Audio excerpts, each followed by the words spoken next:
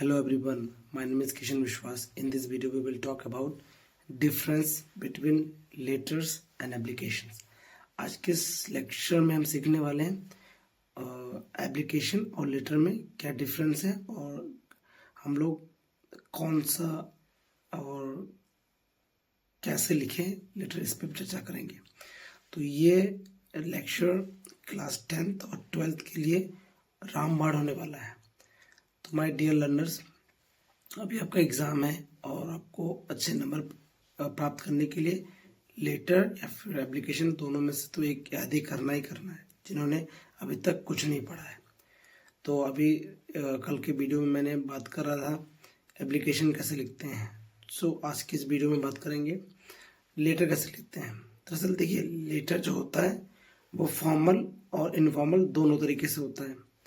Application हमारा सिर्फ क्या होता है, फॉर्मल होता है।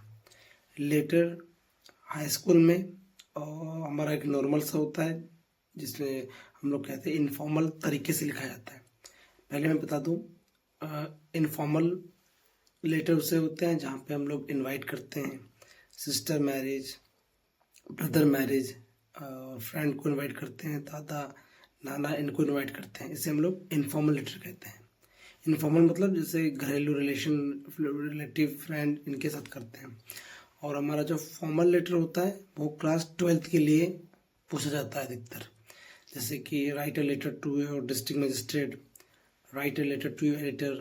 तो ऐसे करके वो फॉर्मल तरीके से होता है जिसमें हम लोग कंप्लेन करते हैं और लेटर यानी कि इंफॉर्मेशन देने के लिए यूज़ करते हैं।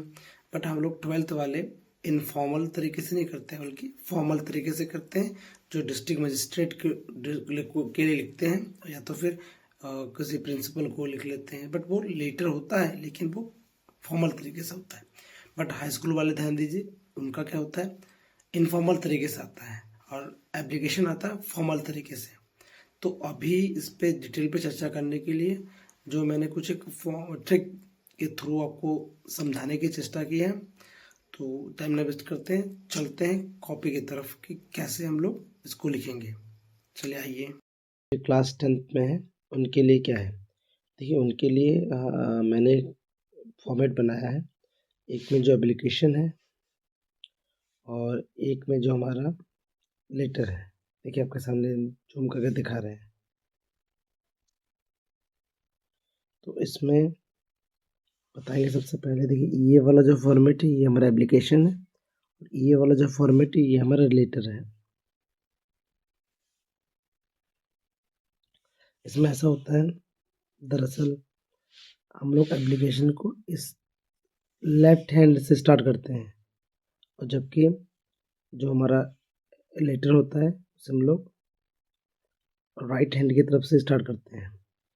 ये लेटर हमारा इनफॉर्मल होता है तो हम लोग इसको राइट साइड से स्टार्ट करते हैं और एप्लीकेशन हमारा हमेशा फॉर्मल होता है तो हम लोग लेफ्ट साइड से स्टार्ट करते हैं।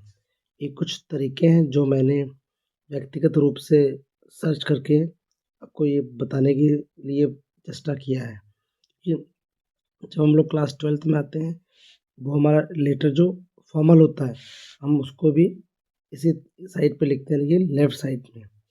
और जो हमारा इनफॉर्मल लेटर होता है उसको हम लोग राइट साइड से स्टार्ट करते हैं, यानी कि यहाँ से स्टार्ट करते हैं। अब इसको हम डिटेल में पढ़ेंगे तो चलते हैं। पहले डिटेल में पढ़ने के लिए हम लोग निकालते हैं एप्लीकेशन में। तो एप्लीकेशन को लिखने के लिए हमने देखिए यहाँ पे सबसे पहले मैंने 2 लाइन ड्रॉ किया है।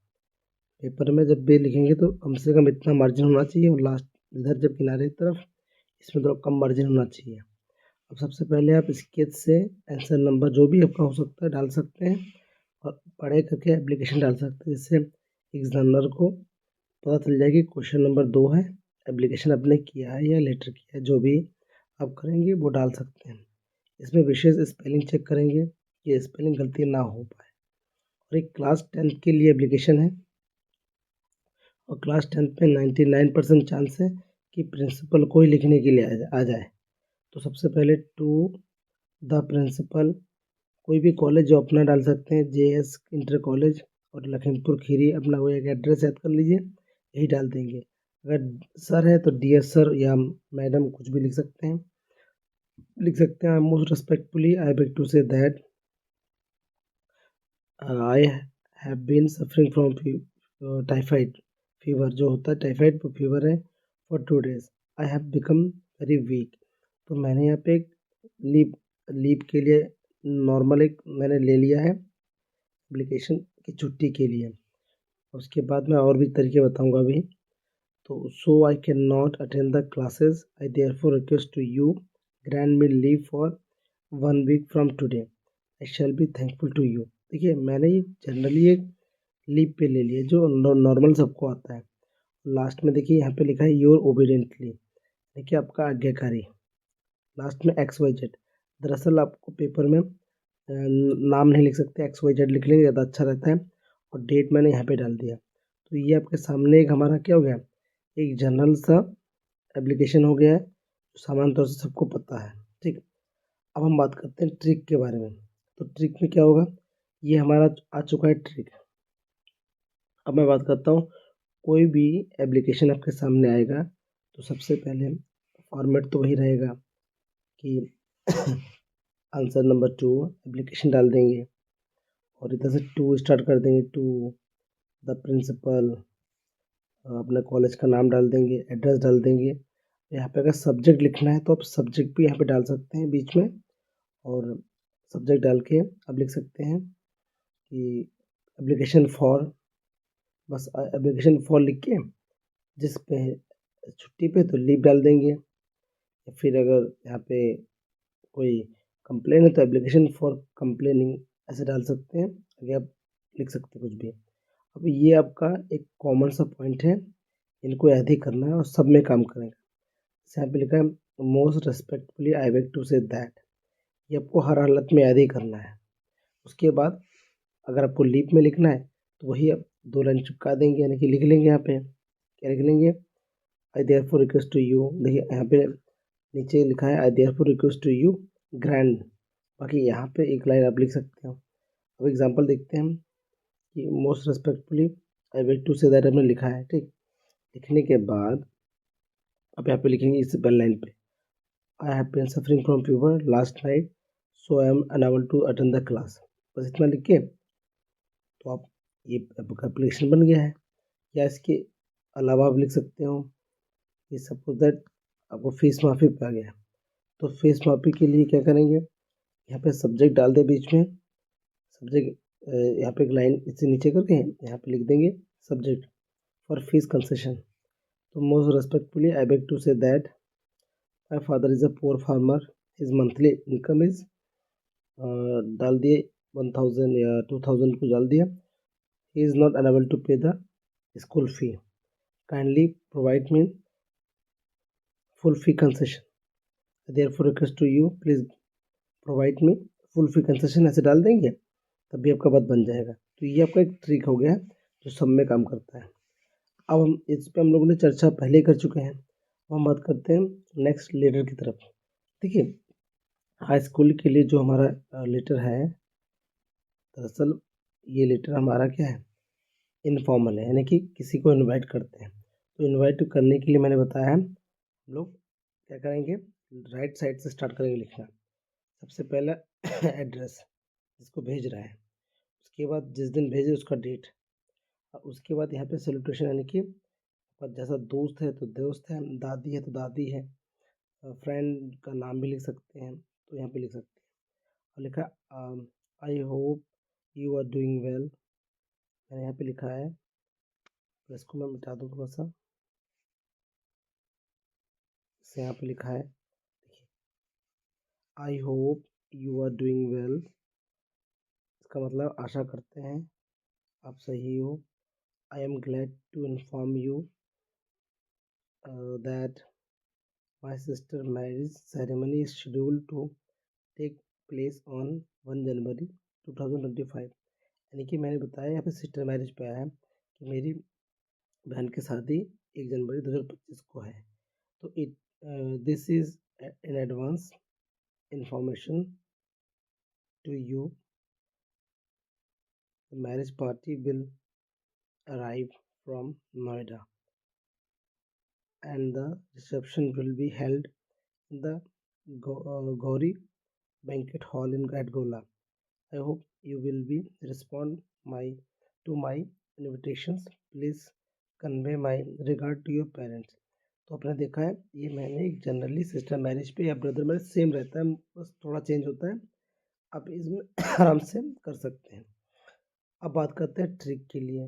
ये तो आपने देखा ही है, अब ट्रिक पे बात करेंगे। तो ट्रिक पे क्या है, इसका जो ट्रिक है उस पे ये है। देखिए आपको खाली मोटा मोटा आपको ये यहाँ से ये 2 लाइन ऐड करना होगा। बाकी आप कोई भी चीज़ इस बीच में लिख सकते हैं। कोई एड्रेस डाल देंगे, डेट डाल दिया आपने, यहाँ पे डियर लिख के अगर दादी है तो ग्रैंड मदर, नानी है तो ग्रैंड मदर सेम डाल सकते हैं, फ्रेंड है तो फ्रेंड का नाम डाल दिया। बस आपको इतना याद करना है। I hope you are doing well and I am glad to inform you that. बस आपको इतना याद करना है। उसके बाद आप डाल सकते हैं my brother marriage has fixed on the date डाल दिया 1 जनवरी 2025।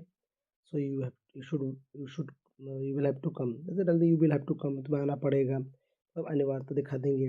बस I hope you will be respond my invitations, please convey my regard to your parents. बस इतना लिख देंगे, इससे आपका लेटर पक्का 100% सही हो जाएगा। बस यहाँ पे लास्ट में देखिए ये सिंसियरली, योर लविंगली, या फिर यहाँ पे फ्रेंड है तो योर फ्रेंड डाल सकते हैं, दादी है तो योर ग्रैंड सन या ग्रैंड डॉटर, अगर आप छात्र है तो योर ग्रैंड सन, छात्रा है तो योर ग्रैंड डॉटर, ऐसे डाल सकते हैं। बस आपका लेटर कंप्लीट हो गया है। अब हम बात करते हैं जो क्लास 12th के लिए है। तो 12th के लिए बच्चों के लिए क्या होता है, वो भी लेटर ही लिखते हैं बट उनका फॉर्मल तरीके से होता है। तो फॉर्मल तरीके से लिखने के लिए वो भी कंप्लेन या रिक्वेस्टिंग होता है। तो उनके लिए ये 12th क्लास 12th वालों के लिए है। तो यहाँ पे सबसे पहले देखिए, सबसे पहले नंबर पे क्या करना होता है, डालना पड़ता है सेंडर, जैसे जो भेज रहा है, जैसे हम भेज रहे हैं तो हमारा एड्रेस डालना पड़ेगा। उसके बाद डेट डालते हैं, डेट। उसके बाद जिनको डालते हैं उनका जैसे एड्रेस लिखना पड़ता है। जैसे डिस्ट्रिक्ट मजिस्ट्रेट को लिख रहे हैं, डिस्ट्रिक्ट मजिस्ट्रेट का डाल दिया, लखीमपुर को उन्हीं का एड्रेस हो गया है, उत्तर प्रदेश यानी कि पूरा एड्रेस डाल दिया। उसके बाद सब्जेक्ट देखिए यहाँ पे ऐसे डाला है, तो यहाँ पे डालेंगे कंप्लेनिंग रिक्वेस्टिंग। देखिए कंप्लेनिंग या रिक्वेस्टिंग इन दोनों में से कोई एक को डालना पड़ेगा। तो complaining regarding electricity in our town, तो यहाँ पे क्या कंप्लेनिंग होगा इलेक्ट्रिसिटी। तो सबसे पहले dear sir, I would like to draw your attention towards the problem of the electricity in our town.